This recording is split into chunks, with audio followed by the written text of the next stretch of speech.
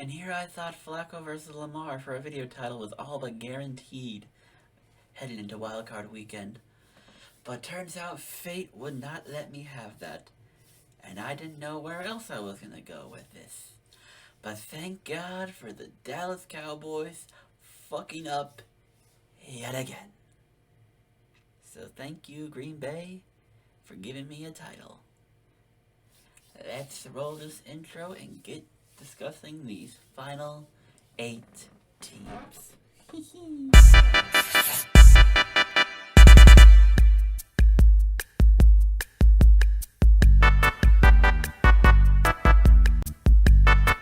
Hello everybody and welcome to the Divisional round of the 2023-2024 NFL season and my prediction picks. I'm your host, Catherine. You're on the Blind Canadian Cat YouTube channel. I say meow. I roll intros like we do before. And while unfortunately I can't sing the praises of Joe Flacco, I can start singing praises of other teams, mainly Green Bay and Detroit. Congratulations to the both of you. Green Bay for setting setting a precedent, or however you want to call it, for being the first 7 seed to win. And like I said last week, I talked about the NBA. The play-in seemed useless because 7 or 8 seeds don't do anything. But 10 seeds beat 9 seeds, and 7th and 8th seeds both made the playoffs. And not only that, a 7 seed in the West went to the Western Conference Final, and the 8th seed in the East made it to the NBA Finals. So I challenge teams here in the NFL. 7 seeds, prove your validity. Prove to us why you deserve to be here. Because I've been saying all year it was dumb. I've been saying since they opened it, it's dumb. I've been saying the 17th game is done. I've been going back and forth about this. But you know what? I was going to let it happen. Because I guarantee you, even if we go into the future, 10, 15 years from now, there's going to be an 8th seed. And I guarantee you there's going to be 4, 8 new teams coming to the NFL. I guarantee you. These are things that are going to happen. I don't know when, but they're going to happen. So I'm expecting that. I'm expecting that to happen. But we had it, and we finally had one. The NFL has a 7 seed beating a 2 seed. And what does that mean? Mostly that the Niners are probably going to the Super Bowl, which I've already predicted anyway, but now it's all but guaranteed. But I will save that for when we get to that point. But for now, let's take a look at last week and see how we did with our picks. Now, like I say, when you bet all the favorites to win their games, chances are you're not going to go undefeated, because it's very rare that all the favored teams are going to win, especially when 2 of the road teams were favorite. And considering 5 of the 6 home teams won, that one team that lost being an extreme favorite, you get a 3-3 straight up and a 1-5 against the spread. 1-5 is infuriating because you consider Detroit, they were at 3. I brought it up last week. It was at 3.5 for a while, and I was full send on taking the Rams 3.5. Full send on taking the Rams 3.5. But they put it down to 3, and it's very hard to take a team straight up but not let them cover 3. It is very hard to do that. So you let it happen. But I was full send on Rams 3.5. But because they lowered it 3, I took Detroit -3, and they only won by 1. So ultimately, I got fucked. And that leads us to where we are. 3-3 straight up, 1-5 against the spread. 4-2 on the totals. Weirdly enough, it's those 2 games with those 50 totals that I said I didn't know where to go with. Dallas and Green Bay. I thought Dallas had a respectable enough defense that Green Bay wouldn't score a lot. Yeah, Dallas, they might do whatever, but I thought their defense was enough that would have kept Joe Barry down. Or not Joe Barry, it's Green Bay down. And then Joe Barry being Joe Barry, I thought Dallas would have had a field day. Yeah, the final score looks like they had some points. But trust me, no. This was a 27-0 game at one point. And 48-16 at one point. Trust me, folks. Both sides didn't show up. I don't care what the final score says. Both sides didn't show up for Dallas. And now with the news being broken that Mike McCarthy's returning, I have no faith in this organization. Like, I could tell you already that I was not big on Mike McCarthy. Even, like, okay, I've only been a fan since the early 2010s, so I wasn't really watching football when Mike McCarthy and Green Bay won that Super Bowl. But I remember afterwards, 2014, 2015, 2016, 2017. I don't remember when he got fired, but like Mike McCarthy wasn't winning. Like Green Bay was doing good because Aaron Rodgers was the league MVP candidate for most of those years. They were doing good because that offense was legit. The defense was inconsistent, and you don't trust Mike McCarthy. That's what was Green Bay's downfall. And then playoffs, we can talk about whatever. What was it, 2 of 4 Rodgers NFC Championship games? I guess only 3 of them were with Matt LaFleur. Or not Matt LaFleur, Mike McCarthy. I don't remember off the top of my head. But, like, I don't... This is like the Brandon Staley thing. Like, yes, I'm all for not firing coaches early. I've talked about don't fire coaches early. Not everyone's going to win the Super Bowl in the first 2 or 3 years. Not everyone's going to do it. So, like, give time. Build a team. But when you think about the Cowboys since Mike McCarthy took over and what they've done, the regular season's nice, but you got nothing for the playoffs to show for it.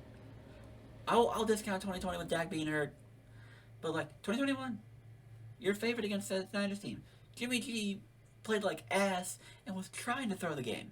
You still couldn't win. 2022, you had no offense. Dak played horrible. And even then, you went your final play of that year, you went out doing something dumb. It was dumb. And then this year, you're a 2 seed. I think you're a 10-point favorite. Or 7, I don't remember what the spread was, but you were a high favorite. And you know, it's one thing to lose. People can have bad games, and you can lose. I'm not disputing that. Green Bay manhandled you. Green Bay did things to you that I would not ask our law enforcement to do to criminals. For judge, jury, and executioners to do to criminals. Green Bay did stuff to Dallas that I wouldn't wish on anybody. I would not. So, take that as you will. But like,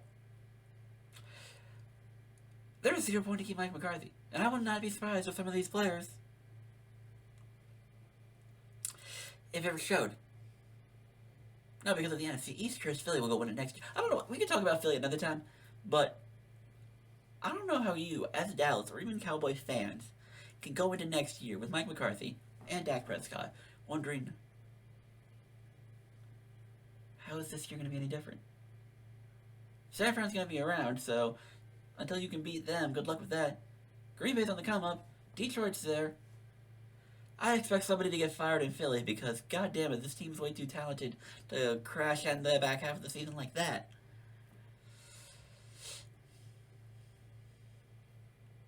And I expect the Rams to be good again, too. So, Dallas has to figure something out. And if you're...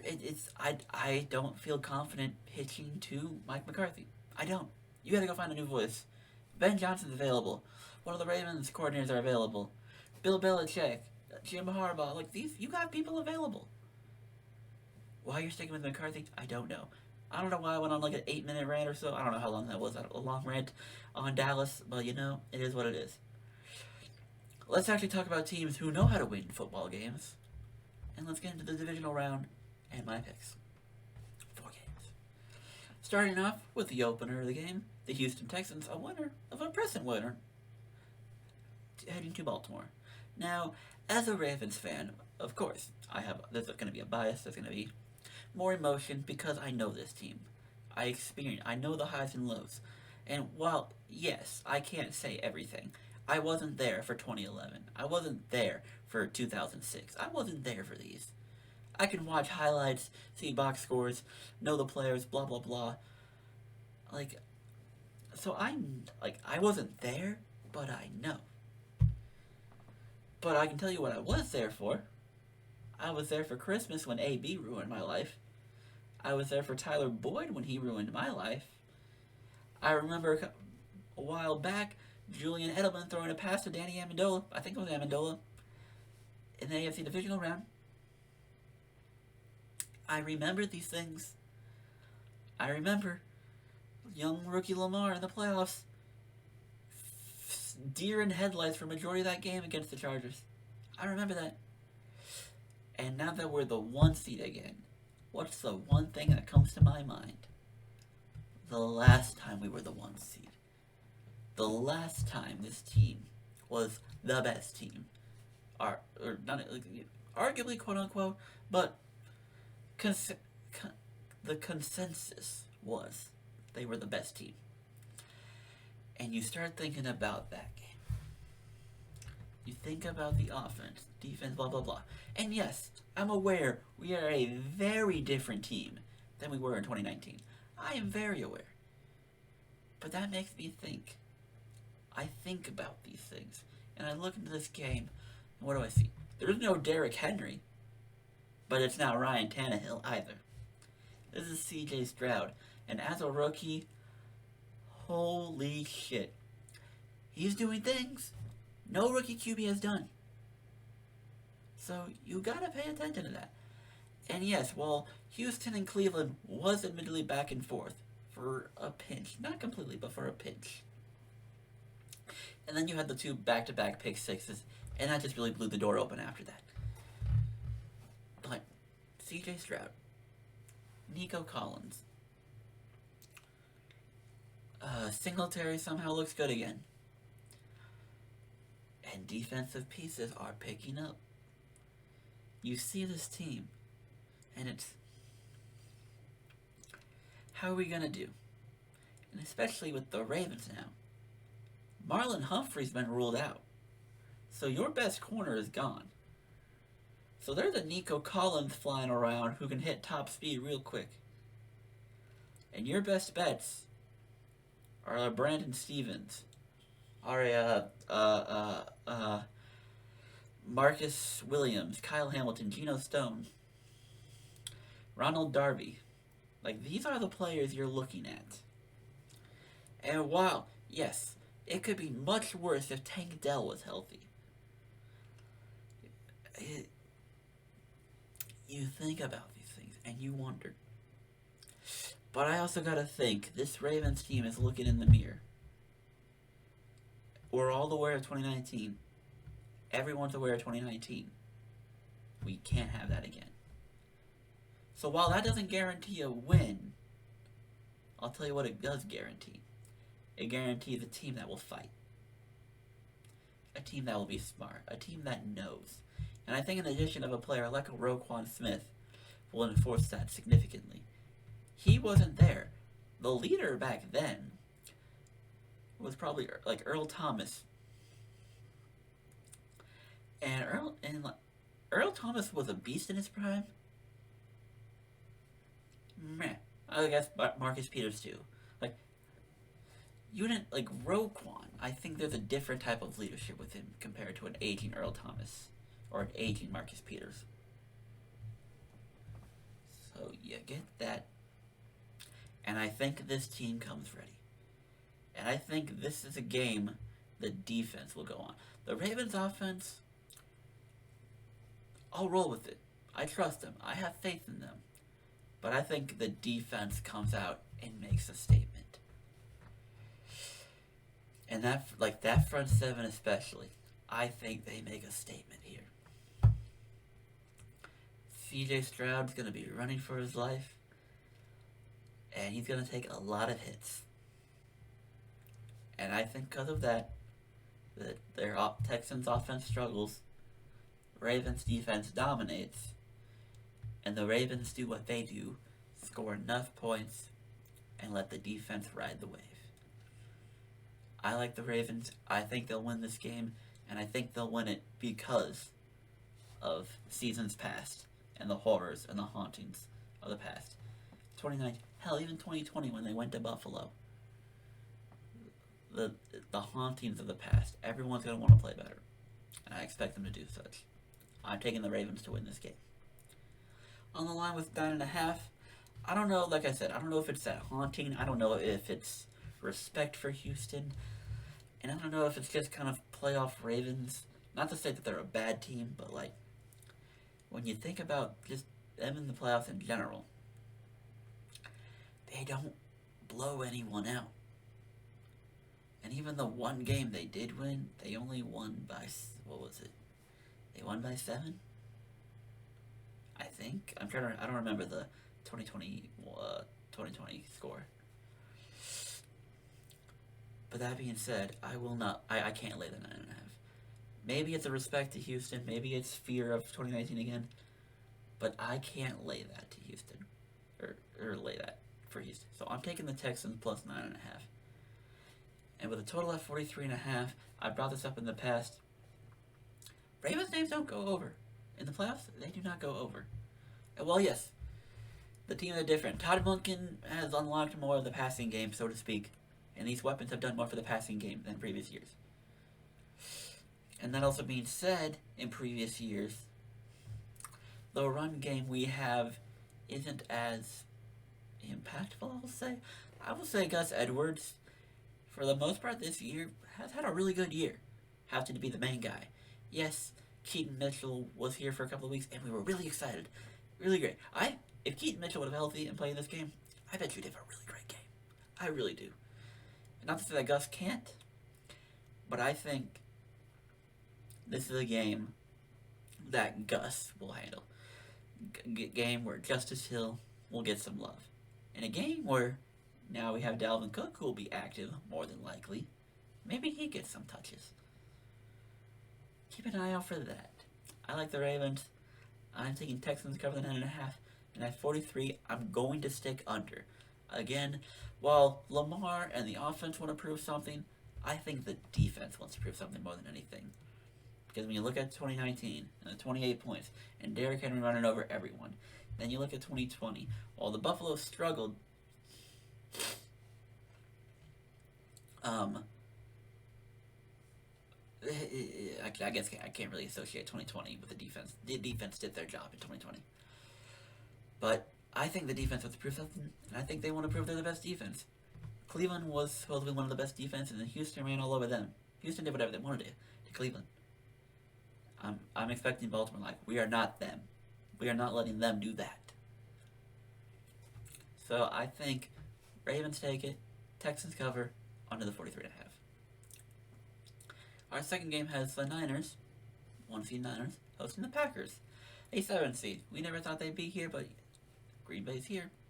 They found a way. And not just that, they looked great. They looked like they were the 2 seed and Dallas was a 7. That's what they looked like. And you wonder how much of that is because Dallas just didn't show up. Because that's really what it was. Dallas had nothing. It's like they weren't awake, they weren't in sync, and they had nothing going. San Francisco's not going to be that. That being said, when you think about the Brock Purdy era, like the game against Seattle last year, it was back and forth for a bit until the defense got a takeaway on Geno Smith. Then the Niners got a roll and ran away with it. You think about the Cowboys game. Back and forth. But realistically, their defense got turnovers and ultimately did enough to win the game. Not to say Brock Purdy can't. But this is a game where, like, if San Fran doesn't get turnovers, can Green Bay get points? Can San Fran get points? I mean, if you want me to tell you who I trust the least in here, it'd be Green Bay's defense. But Green Bay's offense as of late has looked really good. Jordan Love has looked really good. He does not turn the ball over. So it's one of those, does Jordan Love's Linsanity run keep going here? Because when you're a 7 seed, there are no bets on you to win. No one is expecting anything from you, really. It's not like a 6 seed who, like, you can't win your division, but like you're a game or like you're like a game back, and there's just a bunch of good teams in your conference. So like you beat some team who probably shouldn't have won their division. 3 or 4 seeds, you can argue how much their division validity matters. But you beat a team who probably shouldn't win their division, then you go beat a 1 seed, which any given Sunday can happen. And then you just roll from there. It's momentum. Now, if Green Bay wins this game and gets momentum, they could arguably beat either Detroit or Tampa in their buildings. But that's the thing. Can they beat San Francisco? And you guys know me. I've been saying all year San Francisco is the best team. And even with how bad they looked against the Ravens, you can't rule out San Francisco. And I've been saying for the most part, they've been the best team in football. And I'm going to stick with that. With Dallas and Philly losing, the NFC is on a platter for the Niners to take. Like, you've struggled lately. You have gone a couple of years where you can't break out of the NFC Championship game. The NFC is yours on a silver platter. Like, you get both the home games to the Super Bowl, and whoever's left, like, it should be yours. Detroit at full power doesn't intimidate you as much as a Dallas or Philly. So, I expect San Fran to acknowledge, hey, this is our conference to lose, let's not fuck this up. And so, I think the Niners win this game. And it's not one of those, like, you're picking straws here. Because, again, I love Green Bay as a team. And I think next year, arguably, they could win their division. Win 12 games, or whatever it takes. But this San Fran team is the best. They are top 3. And they have more trust in them, so to speak. You trust them. And with them, they're also 9.5 favorites. Which, and I can understand because of how Green Bay played, who's to say they're not going to do the same thing to the Niners? Cowboys were arguably just as good as the Niners, so why can't Green Bay do that to them? Fair. But again, I'm not there with Green Bay. I thought they were a good team. They are a good team. I think Dallas just didn't show up.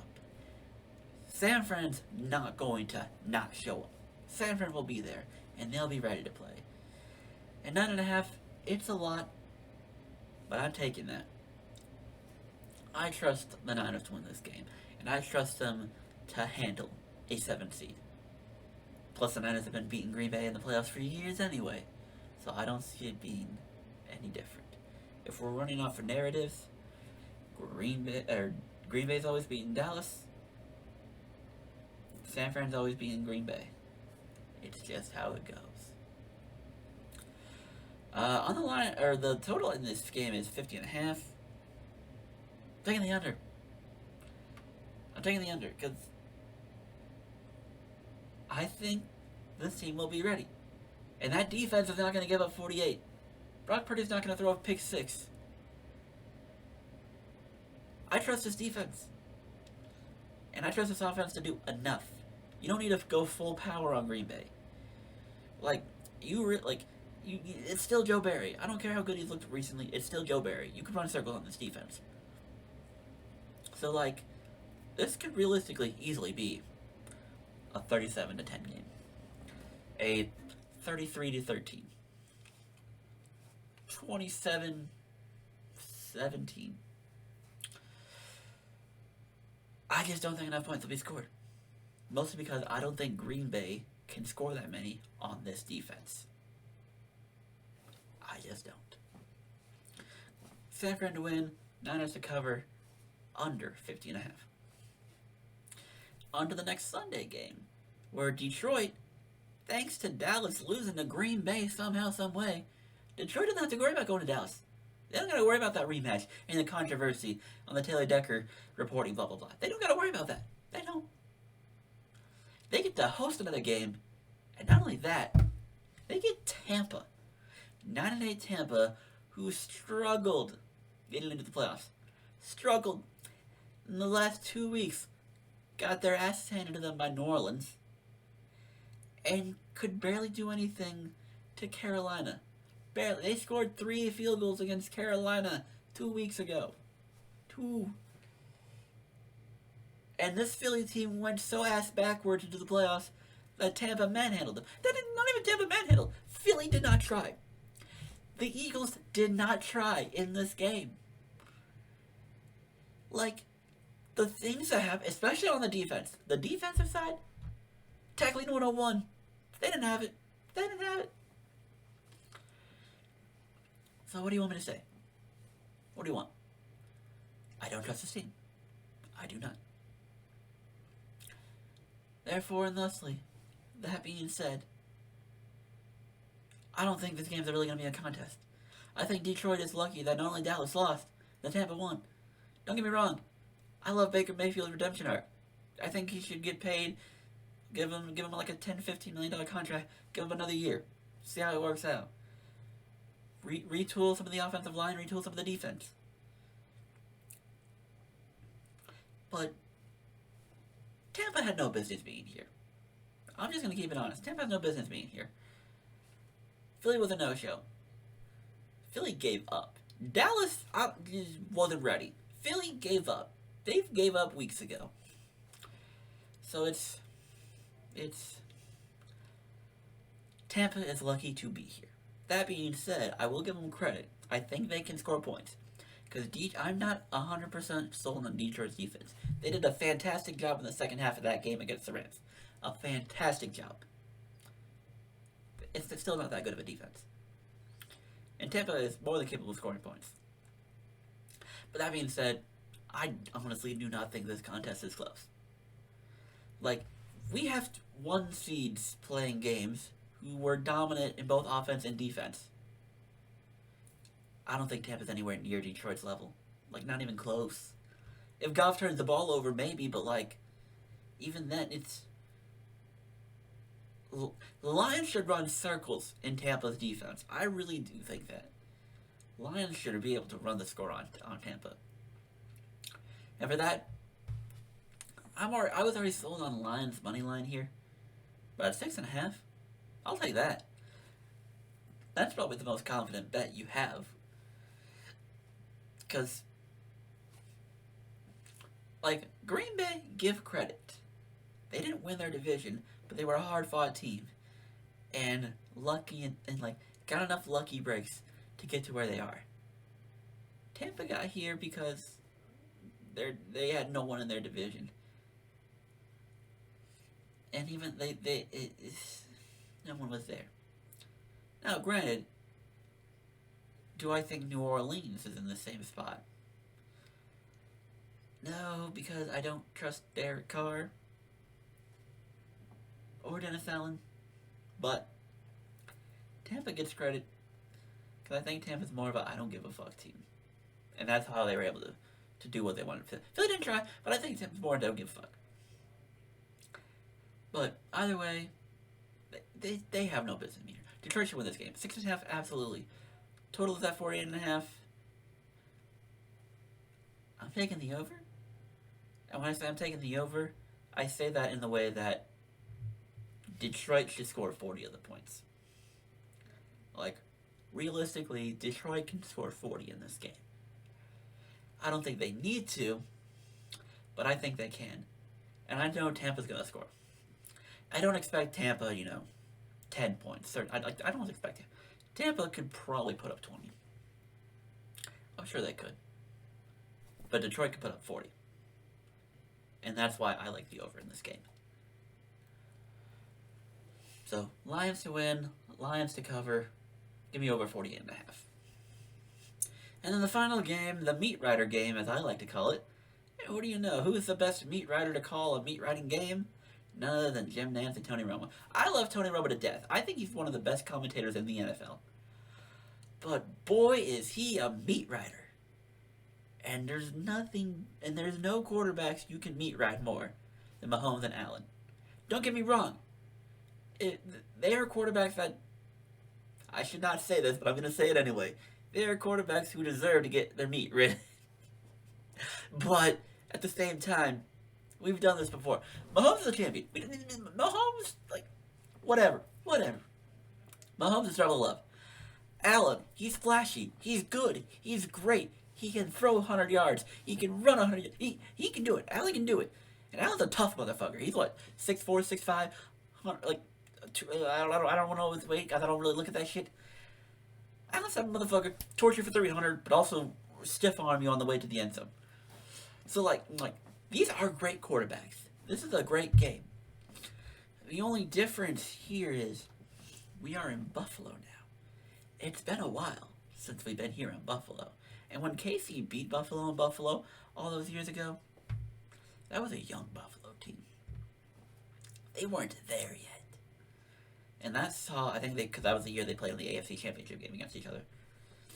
Buffalo's not there yet. Buffalo, for how much they struggled, are a way better team this year than they were when they played in that AFC Championship game. I'm not going to say they were better than the game they lost in the divisional round, that coin toss overtime game, but this game's in Buffalo. So, like, you finally get KC in your stadium. You get Mahomes in his first true road playoff game in Buffalo with those fans. And a Buffalo home game is hard to pass up because those fans love their team. Kansas City, the way they struggled off and on receivers, who knows? Who knows? But here's how I see it. He had been emerging off and on throughout the regular season, but in the playoffs he took over. Rashid Rice, their receiver they drafted, took over. So now Mahomes has faith in somebody. Kelsey, you can say what you want about Kelsey, but I think his resume speaks enough for itself that while you may have been up and down in the regular season, give me 2 more games. Give me 3 more games. Give me 1 or 2 more games. And see what you can do. And who's to say Kelsey can't? Who is to say that he can't? So with that, you have weapons. As good as Buffalo's defense has been playing, they've been battling injury. And KC, in a weird twist of fate way, KC has been riding their defense. And when you think about it, you think about that game they played this year, back in Arrowhead. Yes, we can talk about that Kadarius Toney play. But realistically, if you want an honest opinion, Kadarius Toney should have been cut by that team like 10 weeks ago. Whatever, like, you can say what you want. Good for keeping him, blah, blah, blah. He should have been cut so long ago. So long ago. But it's Rice, it's MVS, it's Kelsey. Watson's getting a little healthy. Maybe, I don't know. Actually, I thought I heard somewhere he's healthy, but I don't know. These are your guys. And I think you can score points with these guys. And with your defense, I think you can do enough. The Bills are going to score. The Chiefs are going to score. There's going to be points in this game. For as great as both defenses have been, there's going to be points in this game. But if you really want to twist my leg, and again, every season is different. But last year, we saw the Cincinnati team go into Buffalo not 3 weeks prior to all the DeMar Hamlin shit. You would have thought that emotion would have motivated this team to win last year. They fell, and again, you can say what you want about the score. Cincinnati dominated that game. And honestly, you can't tell me that KC can't do the same. And while I won't call it domination, I think Kansas City is still the better team. And I think their defense, more than anything, is going to be the key here. Buffalo's going to score. Buffalo's going to do dumb shit that'll score them points. For sure. But I think KC has faith in weapons, and they can make plays. and they have a defense that can get stops. Add all that up, and I think you got a story for a good upset. I like Kansas City to win this game. I really do. So I am taking the Chiefs to win this game. On the line 2.5. This game, it's a pick. Like, when a spread's under 3, it's a pick 'em. But it's a pick 'em either way, however you're feeling. And I don't hate people who pick Buffalo in these instances. But I like KC here. I think they're the better team. And I think Buffalo has proven in years past that home field doesn't mean a lot to them. I think it's not their thing. Like, you can beat Pittsburgh all you want. That tells me nothing. I'm glad Josh Allen didn't turn the ball over. That was a good thing. But beating Pittsburgh means nothing. Beating Miami doesn't necessarily mean nothing, but it's more than Pittsburgh. And it's more that take away Tyreek Hill being Tyreek Hill, shutting that offense down completely. You could talk about they had no defense, but KC's defense took away Miami's offense. And you can blame cold weather, but it is what it is. And again, I think that defense makes stands. I like KC, take the 2.5. Total is set 45.5. It's hard, especially when you really think defenses are going to do their job here. But I like the over, mostly because it is these two quarterbacks. And especially for playoff games, they incite excitement. So 45, even with the woes off and on by both teams, I think 45 is generous. I like the over in this game. Kansas City straight up. Kansas City against the spread. And give me over on the 45.5. Those are my picks. One final recap on this side. We'll put it right here. I have the Ravens winning. The Texans covering 9.5 and going under the 43.5 points. I have the Niners winning, covering the 9.5, so winning by 10 or more. And that game still staying under 50. I like Green Bay, but I don't think they're going to be able to score as many points. And I think San Fran kind of controls this game. Look for Christian McCaffrey to be the MVP. Detroit wins, and in 6.5, again, I feel is generous. I think Detroit has a better chance of blowing out Tampa than either Baltimore or San Fran blowing out their respective opponents. Or even if you want to flip it. I think Detroit, their win my bet is that Detroit's margin of victory will be the highest of the 4 teams. It's them, cover, and I think that, because of that, they'll go over 48.5. And Kansas City, to pull off the upset in Buffalo, win the game, cover the spread, and to go over 45, because Patrick Mahomes and Josh Allen are going to score points, especially in the playoffs. Those are my picks. If you want to follow a parlay I am doing this week, because I did place one about an hour or two ago, it's my 4 teams winning straight up. The Ravens over the Texans, Niners, Lions, and Chiefs. I'm taking the 4, and I grabbed a touchdown for each game. For the Ravens, I grabbed Gus Edwards. For the Niners, I grabbed Christian McCaffrey. For the Lions, I grabbed David Montgomery. And for the Chiefs, I grabbed Travis Kelce.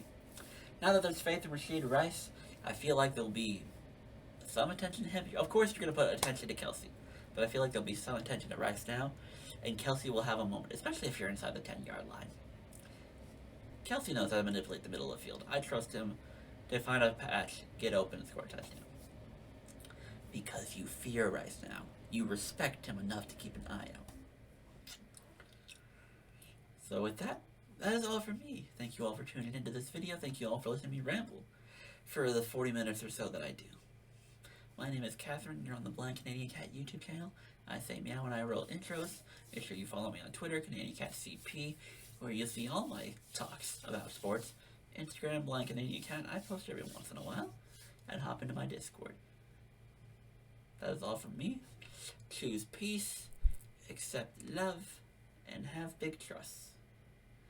Although we are not trusting this season, keep our heads down, be humble, and let's win a damn playoff game. I'm ready for the Ravens to host an AFC Championship game. It is time. Thank you all. I'll see you all next week.